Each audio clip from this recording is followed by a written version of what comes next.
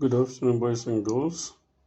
Welcome to the next session of sequencing series from your mentor, your teacher, Branko. Today we're going to do how to find the number of terms if it is given in a sigma notation. So we're saying that if the question is given in a sigma notation, first expand the series. You must take that note. You expand the series with the formula that is given. You can see the formula here is half to the power I, and I starts from 1. So in sigma notation, this is the starting point and the top here is the ending point. So you substitute half into the power of 1, and then it's a plus half to the power of 2, because when you start with 1, when you're counting numbers from 1, you go to position 2. So you substitute the positions where they ask you to start first, and then you go to position number 2, then you go to position number 3. So you put it in the formula like that. So what the question says is that determine the value of n if the sum to n terms is 15 over 16. So they gave you the sum. 15 over 16 stands for Sn. That's what it means.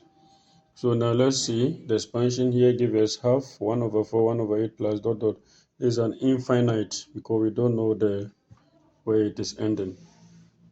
Okay, it's an infinite geometric series.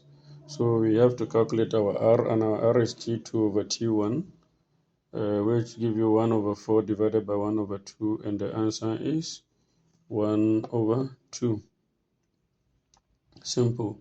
So therefore our r is 1 over 2, and a also is 1 over 2.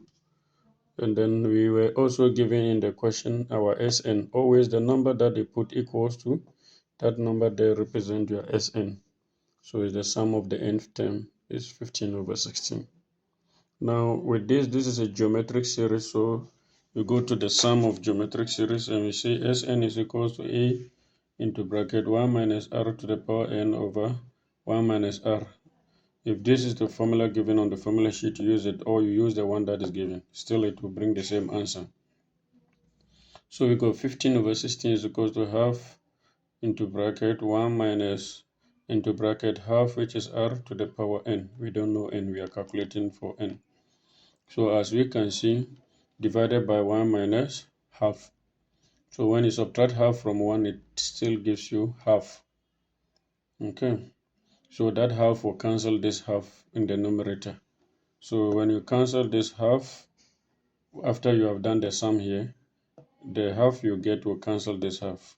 So you take it 15 over 16 down is equals to into bracket. What is there? Is 1 minus into bracket half to the power of n. Now we are solving from n. So you can transpose this 1 to its cousin brother there. You can see they are cousin because they are like terms. You will say 15 over 16 minus 1, and the answer gives you minus 1 over 16 equals to negative, this negative that is there is still there, into bracket half to the power n. Now this is negative, there is negative, so you cancel both out.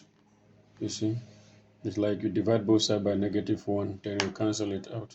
Then this side now become 1 over 16. You see, then it's equals to into bracket half to the power n. Now these are in exponential form. So you can also write 1 over 16 with the base of half. What you are seeing on the right is the base. So I write 1 over 16 with the base of half, and I ask what is half to the power what will give me 1 over 16.